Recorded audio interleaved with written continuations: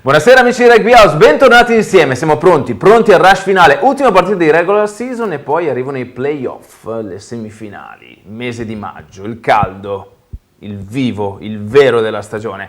Noi ovviamente ci approcciamo a questo finale di stagione parlando oggi di giovani, perché i giovani sono protagonisti della nostra puntata. Lo facciamo insieme al talonatore della FMC Z Rugby Rovigo Delta, Filippo Cadorini. Ciao Pippo, benvenuto. Buonasera.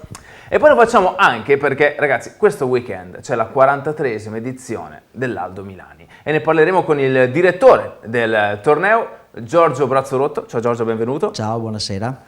Per cui insomma un weekend molto intenso per quanto riguarda la pallovale qui a Rovigo e non solo, visto che poi il torneo dell'Aldo Milani si apre a tantissime altre realtà anche straniere. Facciamo un passo indietro, parliamo di FMC Z Rugby Rovigo Delta, Fiamme Oro. Pippo, tu hai giocato da titolare. Sì, ho avuto questa fortuna di partire dal primo minuto, certo. Diciamo che è una fortuna che ultimamente ce l'hai. Fortuna barra bravura. Sì, come insomma, la giochiamo? mi sto abbastanza impegnando e sto cercando di guadagnarmi un po' il posto, se è possibile. Comunque è molto dura davanti perché una persona come Jacques è bella tosta, fisica e è sempre presente, quindi ci sto lavorando e Alla grande. presumo di riuscirci verso l'anno prossimo, però sono Pian contento. piano, step by step. Tra l'altro ti sei ritagliato un buonissimo spazio all'interno della stagione. Ti aspettavi questo tuo salto dalla 18, capitano 18, campione d'Italia, a ritagliarti questo spazio in pianta stabile con la squadra quest'anno? Beh, all'inizio stagione era tutto nuovo, una cosa praticamente dove dovevo ripartire, creare proprio la mia struttura fisica, anche un'idea mentale di com'era il gioco, e sono rimasto abbastanza contento nel seguito della stagione perché ho fatto molta panchina che a parer mio mi è servita molto. Però ho avuto anche le mie opportunità verso le prime partite di ritorno e questa fase finale che mi hanno molto aiutato. Quindi non me lo sarei mai aspettato, ma sono molto contento di questa parte di stagione. Ecco, è anche vero che affrontare delle 18, affrontare della prima squadra d'eccellenza a livello fisico È abbastanza differente, anche e soprattutto nelle fasi statiche, mischio chiusa, touche sono differenti. decisamente differenti. Giorgio, dicevamo, giovani protagonisti del weekend rodigino, 43esima edizione Aldo Milani. Prima facciamo un breve accenno all'internazionalità di questo torneo. Sì, certo, noi da molti anni facciamo questo torneo che a livello internazionale avevamo anche squadre dall'Europa, quindi scozzesi, inglesi soprattutto. Quest'anno invece, come già da qualche anno, abbiamo una squadra sudafricana che è i Buffaloes, che sono già circa 10 anni che sono qui da noi, e quest'anno per la prima volta avremo anche una squadra olandese, che è l'Aston Wings, che è una squadra vicina ad Amsterdam, quindi è una novità per questo progetto, per questo torneo, eccetera. Speravamo di riuscire a portare anche altre squadre straniere, come squadre francesi, come abbiamo fatto altri anni, però in questo caso non siamo riusciti. Vedremo il prossimo anno di portarle. Ecco, tra l'altro Giorgio, una cosa, questo aspetto di una squadra olandese certifica il fatto di come comunque il panorama rugbistico europeo e internazionale stia cambiando e stia prendendo nuovi equilibri, le attenzioni siano diverse. Sì, certo, noi ce ne siamo accorti, anche abbiamo visto che il nostro ex capitano è andato in Germania, di conseguenza anche questo è un mercato, cioè più che un mercato, scusate, è un mondo che si sta ampliando anche all'ovale, anche in paesi che di solito sono calcistici, no? E che non sono rugbistici. Quindi sappiamo che anche in Svezia chiaramente è un terreno fertile anche per il rugby e anche altre zone in Europa. Quindi ben venga anche attraverso questi tornei vedere nuove realtà, nuovi movimenti, nuove scuole rugbistiche che insomma fa sempre piacere poi incontrarsi e a livello giovanile, è vero Pippo, insomma adesso nella tua militanza giovanile, certo, il poter condividere con persone nuove, ragazzi nuovi, resta sempre un motivo di grande gioia e una grande esperienza. Certo, assolutamente, la possibilità di confrontarsi con altre realtà, perché straniere comunque è sempre una piccola rivalità tra Italia, ti parlo di club comunque provinciali o comunque di regione, con altre nazioni è sempre bello. Anche perché non sai mai chi vai a affrontare, no? No, puoi trovare squadre molto agguerrite come squadre che lo fanno proprio per il puro piacere di divertirsi, quindi è sempre uno stimolo. Com'è stato l'approccio, Giorgio, con gli olandesi, giusto così per capire? L'approccio con gli olandesi è stato attraverso qualche amicizia, nel quale c'è stato un rapporto, quindi una persona che praticamente conosceva un altro amico di Rovigo, c'è stato uno scambio di mail e da lì è nata l'idea di poter venire a Rovigo. Quindi è stata una cosa un po', diciamo, fra virgolette casuale, però chiaramente quando si parla di rugby c'è sempre un mondo, un'amicizia che è sempre completa e di conseguenza siamo arrivati a questo. Pubblica relazione, amicizie restano fondamentali per il nostro mondo. Esattamente. Pippo, torniamo a praticamente quasi 2 settimane fa, sconfitta interna con le Fiamme Oro, una sconfitta che è maturata un po' così, diciamo, è ovvio che a Rovigo si vorrebbe sempre la vittoria. Brucia sempre perdere, Brucia almeno a me mi brucia molto. Sei un competitivo di natura, no? Sì, io odio perdere, nelle anche più banali competizioni mi dà proprio fastidio. Perfetto, come è andata la partita? Secondo te come mai non siamo riusciti a portare a casa il match? Abbiamo avuto delle piccole complicazioni per quanto riguarda le touche e mi sento anche in parte responsabile, però lì è stato un piccolo punto debole, infatti dovevamo concretizzare di più col il nostro possesso, e fisicamente è stata una partita molto dura. Loro erano molto preparati, erano agguerriti perché non volevano assolutamente vincere per portarsi appunto nella zona playoff. Tante piccole incomprensioni all'interno magari della partita che hanno portato fino ad esempio l'ultima meta che ci ha un po' affondato le gambe nel fango. Quindi. E come avete affrontato poi nei giorni successivi? Nei giorni successivi abbiamo comunque discusso con l'allenatore e ci è stato mostrato i punti dove abbiamo sbagliato.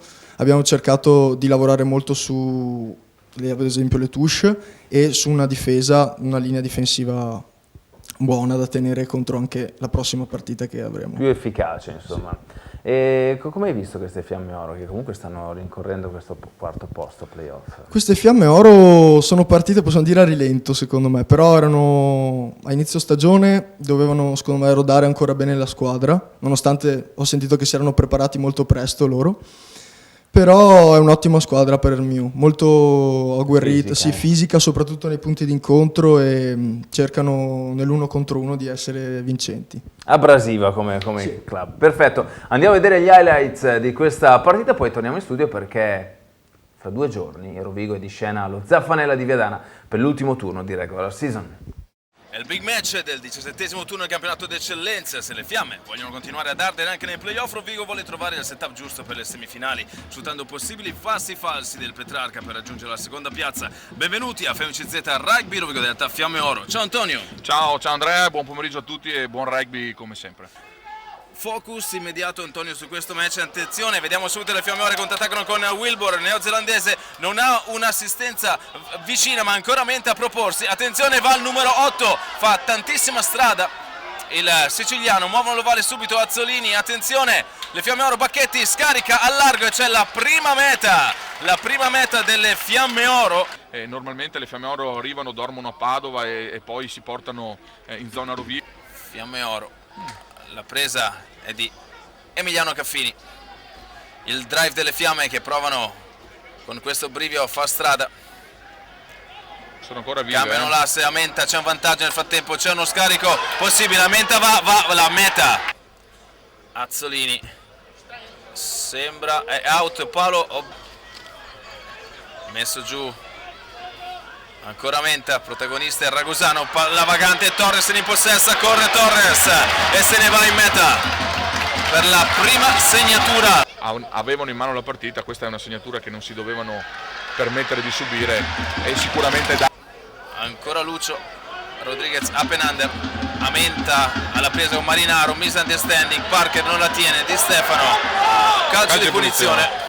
Se poi aggiungiamo anche la finale del trofeo eccellenza persa proprio negli ultimi istanti, capiamo anche la qualità di questa squadra della regular season. La presa di Parker ancora non contesta, pesta sui piedi l'inglese, va a sfidare Duca e Di Stefano. Edo Ruffolo prova all'interno su Cristiano, con Rovigo allo scontro, Pavesi con Amenta, non si sposta Amenta, vantaggio Rovigo. Vediamo se Rovigo la gioca Torres, gli scoppia l'ovale, la pressione è dello stesso Amenta mi pare, sì. Parte Chillon, sembra buona la trasformazione sulle bandierine, placaggio di Pavesi insieme a un altro compagno che blocca l'avanzata del tre quarti.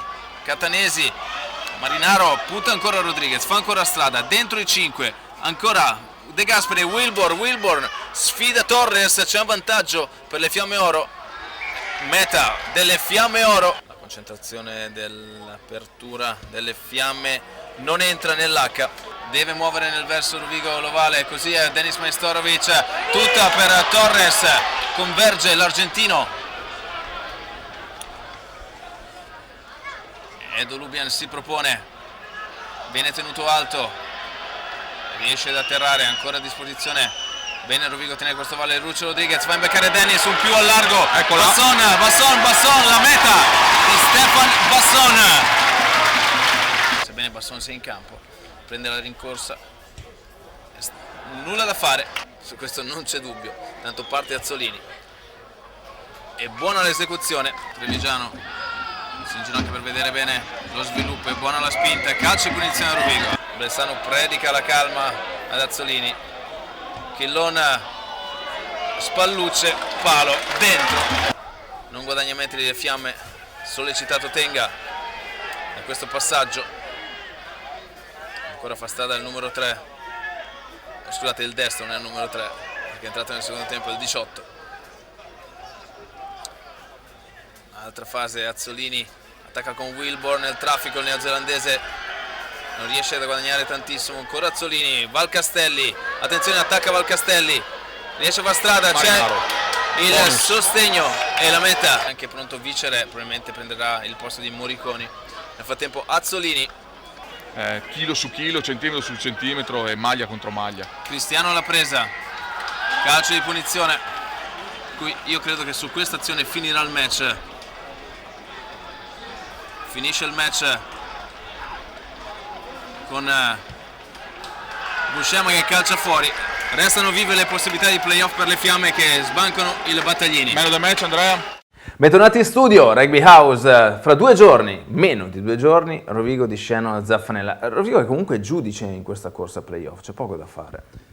Sì, possiamo dire che possiamo scegliere con che squadra andare a giocarci i playoff, no, a parte gli scherzi, puntiamo sempre a dare il massimo, quindi non andremo sicuramente a Viadana con l'intento di giocare semplicemente la nostra partita, ma di essere protagonisti e portare a casa un buon risultato. Anche perché alla fine, insomma, quello con Viadana è un match che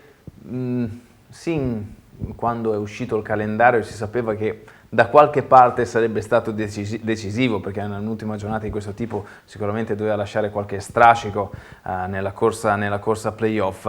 Come state affrontando questa settimana pre-match? Questi 10 giorni, perché comunque arriva anche dal post Fiamme Oro. Certo, dalla settimana scorsa abbiamo comunque caricato molto come settimana, è stata una settimana pesante e di contatto fisico. Abbiamo comunque lunedì affrontato un allenamento allo stesso pesante e andando verso il fine settimana a alleggerire gli allenamenti e cercando di arrivare almeno alla partita più rilassati possibile. Ecco, cosa temete maggiormente del Viadana?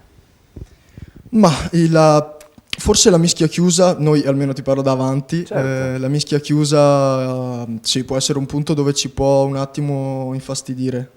Sono molto bravi, quindi in casa hanno dimostrato comunque di avere un ottimo pack, ma con comunque Mucignat, Jacob e tutti i piloni di prima linea, compreso Jacques, abbiamo cercato di attuare comunque le nostre posizioni nel meglio, di metterci nelle posizioni più consone. Ecco, tra l'altro loro, come dicevi tu, hanno un pack, soprattutto lì davanti, la prima linea, molto stabile per quanto riguarda la mischia chiusa, magari un po' sì, meno fuori, ma là davanti sono veramente rocciosi.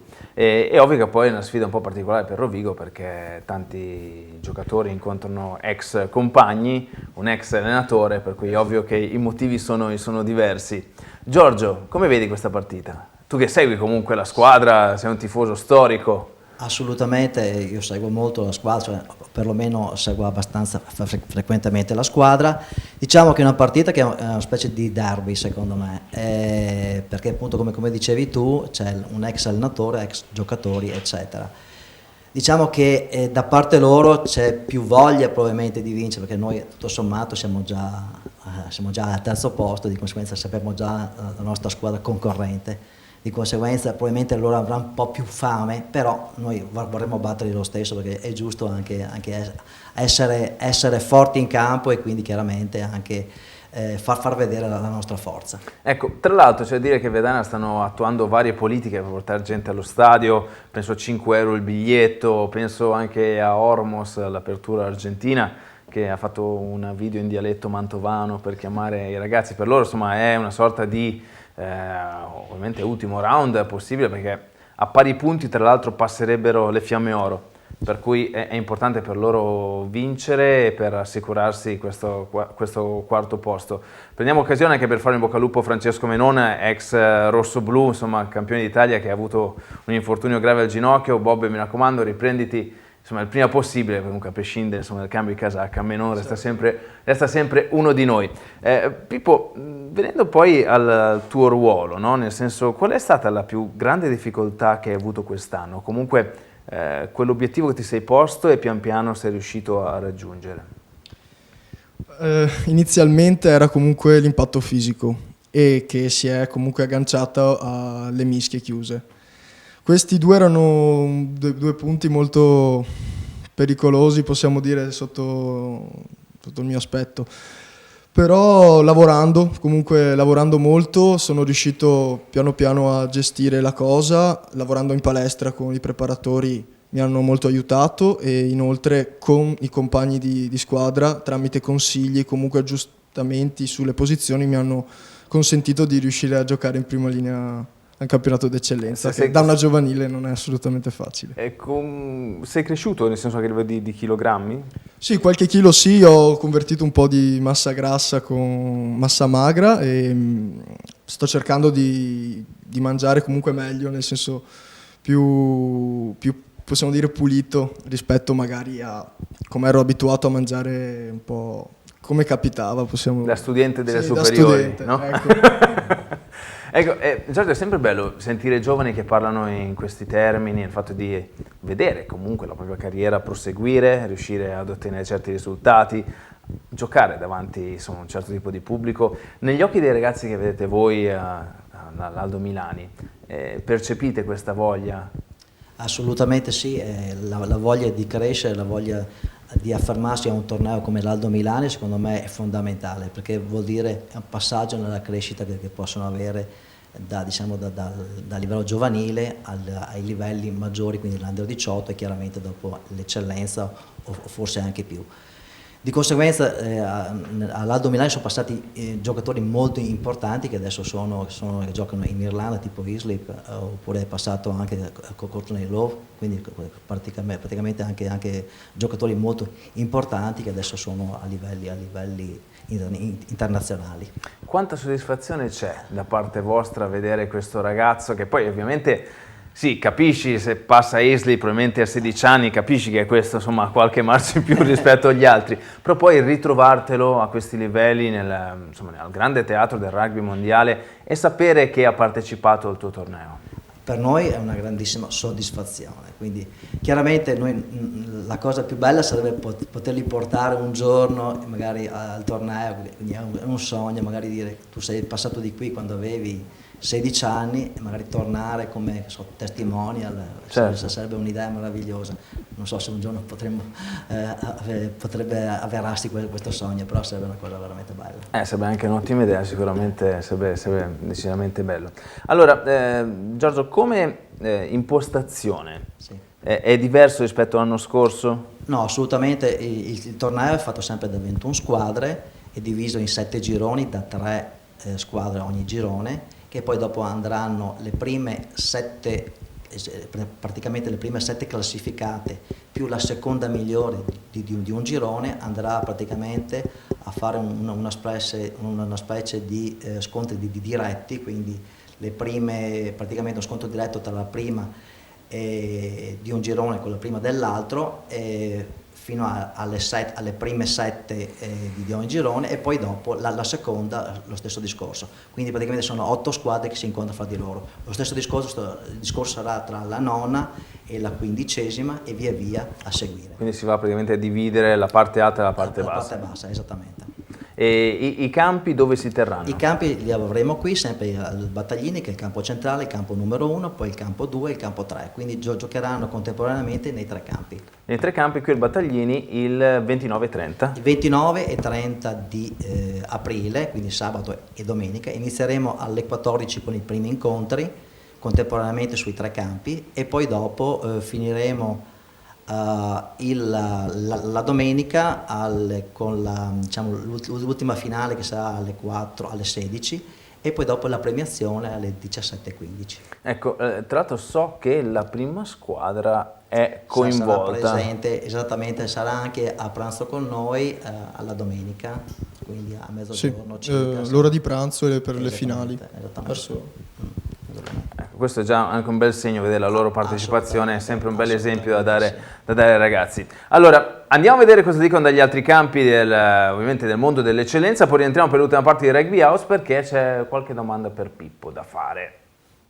Un'atmosfera irreale è quella che introducerà l'Affert all'ultima di regular season contro la Lazio. Sabato al Pacifici andrà in scena una specie di psicodramma collettivo, protagonista in campo un gruppo che al 110% si sarebbe meritato di lottare per i playoff fino all'ultimo secondo, e sulle tribune un ambiente che quell'obiettivo se lo stava pregustando, vivendolo con un'intensità che ha il suo pari in poche altre piazze ovali d'Italia.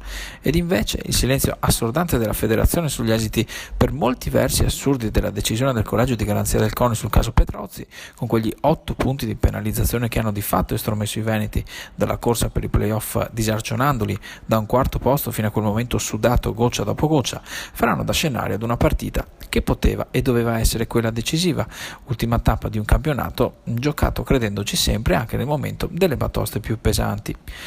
Da parte della federazione non si è fatto vivo nessuno, né dopo la sentenza del CONI, né nei giorni successivi, né tantomeno dopo la conferenza stampa in cui, assieme al nostro direttore sportivo D'Artora, abbiamo raccontato nel dettaglio questa vicenda, che non esito a definire di un'ingiustizia profondissima, è stato il commento del presidente Marusso. Sul tavolo stando un'attese, rimane aperta la doppia opzione, da un lato quella dei tribunali civili per un risarcimento danni nei confronti delle figure coinvolte in federazione nella filiera del controverso tesseramento, dall'altro quella della giustizia sportiva per ottenere quantomeno il risarcimento dei 4 punti di penalizzazione sul totale degli 8 combinati. Difficile, molto, ma doveroso provarci per tenere aperto quell'eventuale piccolissimo spiraglio che in caso di vittoria e con i giusti incroci dai campi di Viadana e Fiammeoro potenzialmente potrebbe ancora aprirsi sul quarto posto.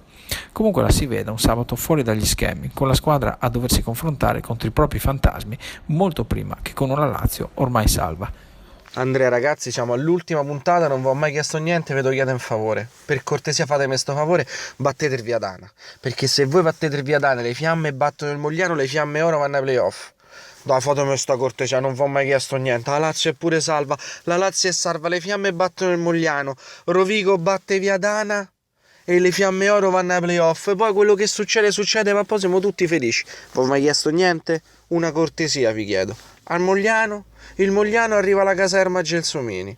Voi belli, precisi, non fate prendere neanche un punto al Viadana. Io capisco, siete già qualificati, volete far turnover, fare riposare i ragazzi per le semifinali scudetto. Io vi capisco, non è che non vi capisco, però dai, che ve costa, non vi ho mai chiesto niente. Battete il Viadana, così le fiamme oro battono il Mogliano, Casellata è felice, Frati comunque ha vinto il trofeo eccellenza, siamo tutti contenti. Dai, fatemelo sto favore, me lo fate sto favore? Grazie mille. Ultima parte di Rugby House. Allora, Filippo Cadorini, Pippo, 2 metri di stagione, tutte col Mogliano, non so quanti, insomma, probabilmente a Mogliano qualcuno lo odia, però noi no.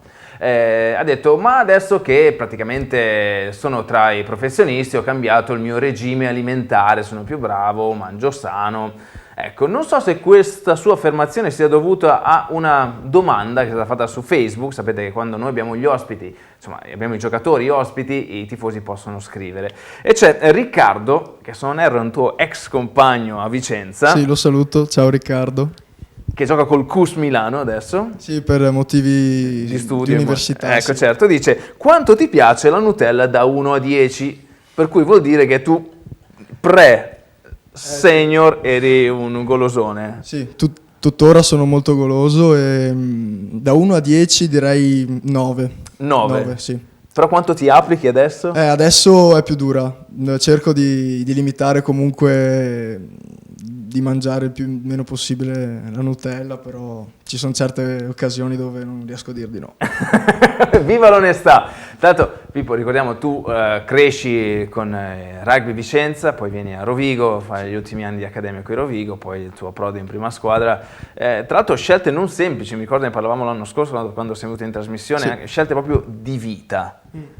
Sì, non lo metto in dubbio, è stata una cosa un po' travagliata il passaggio dal mio club dove sono nato e cresciuto qui a Rovigo con l'intermezzo dell'accademia, è stato non semplice, possiamo dire. Certo, sono scelte di vita importanti e è interessante anche il fatto che comunque questo tuo cammino, tu che sei un ragazzo volenteroso, fai della tenacia, fai dell'agonismo, insomma un must per quanto insomma, ti riguarda, sia stato comunque portato a termine o perlomeno sia entrato in uno scenario di grande prospettiva, no? Certo, assolutamente. Questo ti rende onore, penso anche comunque la tua famiglia. Certo, l'appoggio della mia famiglia, della mia ragazza e comunque dei familiari è stato fondamentale. Ecco, io ti auguro, visto che prima parlavamo di Francesco Menon, che succeda a fine maggio quello che è successo a lui, perché l'anno scorso, dopo diciamo, la vittoria qui, il Rugby Firenze ha fatto i complimenti a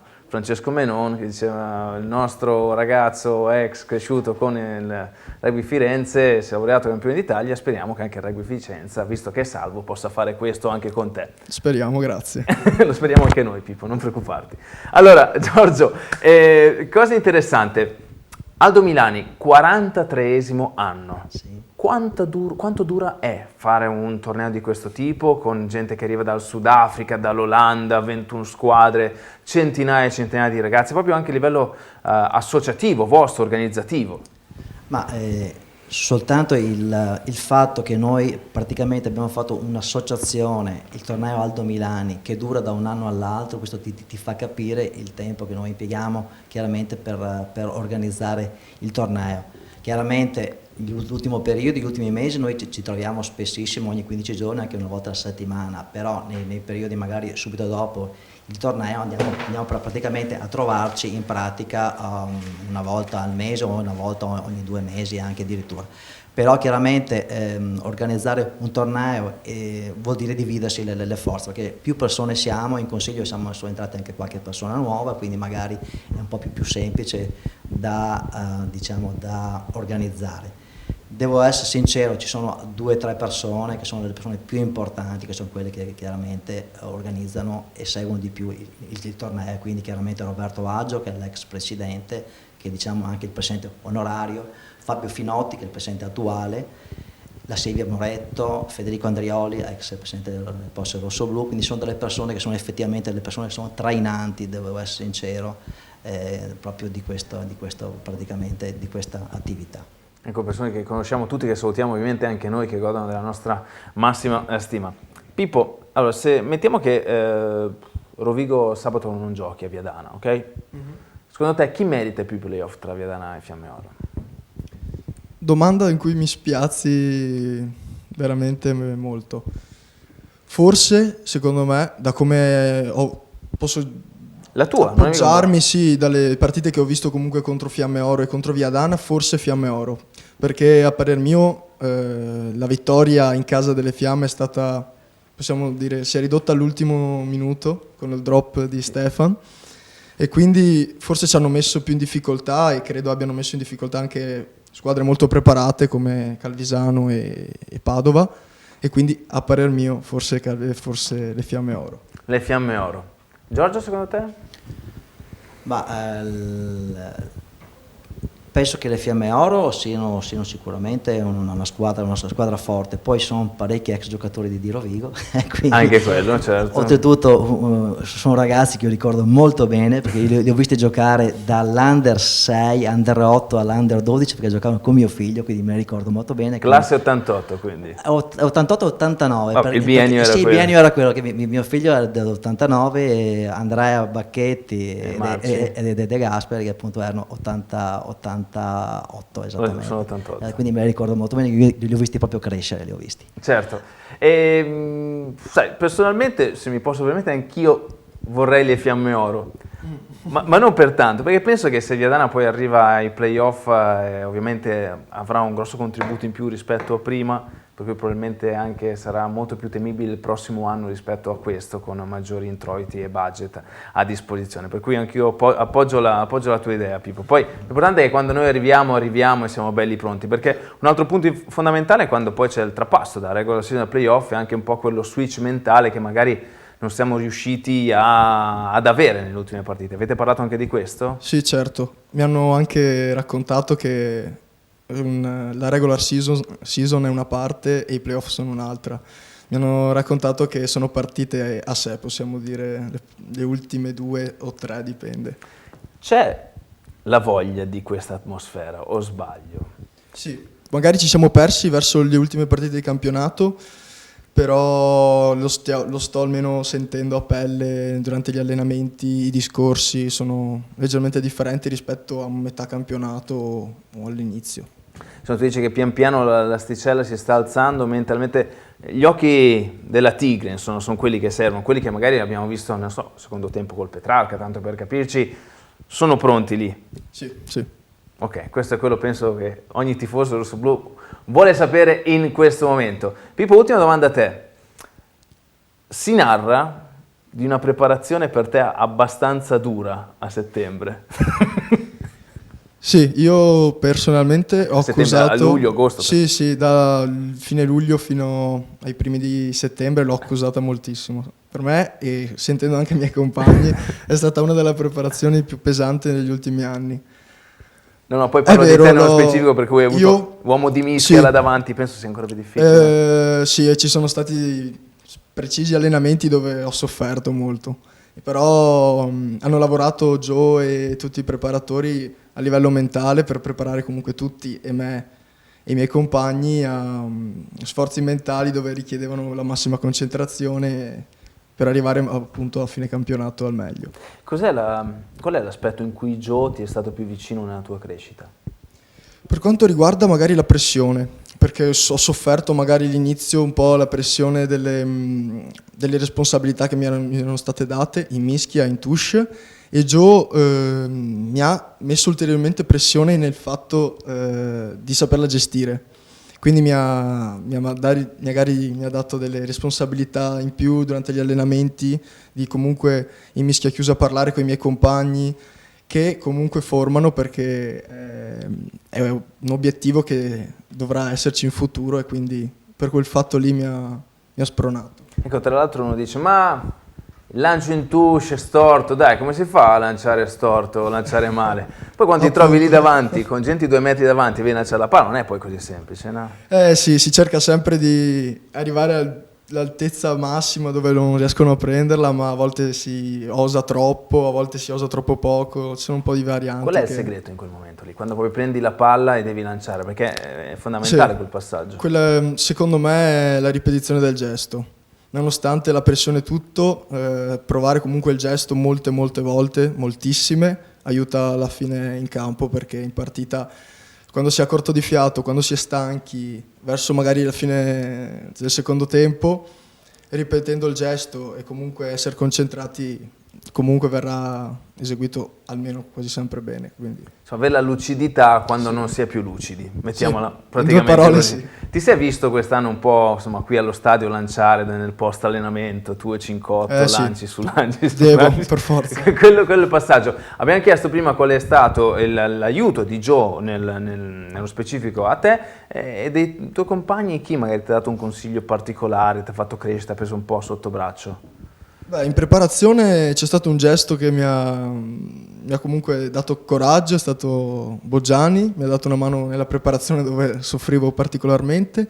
In mischia chiusa anche Mucignat, Matteo, mi ha molto aiutato, e comunque anche dalle parti delle terze linee, le seconde, comunque mi rassicuravano.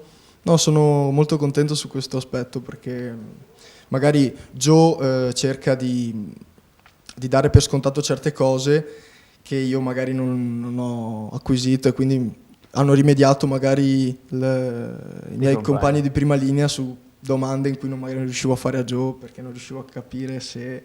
e loro mi hanno subito aiutato. Quindi, perfetto, insomma, i vecchi, gli storici, i leaders hanno aiutato alla crescita di un ragazzo come Pippo Cadorini. Tanto Mucci è un leader molto silenzioso, ma credo che... Uno è una persona che sta molto zitta magari in campo, ma lavora. Un friulano, insomma, praticamente.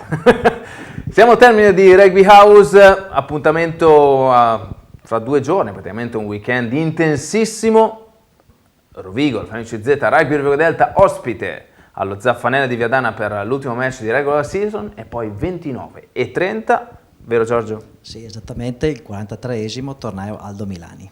Appuntamento imperdibile per qualsiasi appassionato di rugby, non solo rossoblu ovviamente, perché abbiamo club non solo dall'Italia, nemmeno dall'Europa, perché abbiamo anche club che arrivano dal Sudafrica, i mitici Buffalos che ormai vengono qui Ormai sono 10 anni che vengono. Potremmo dare la cittadinanza anche.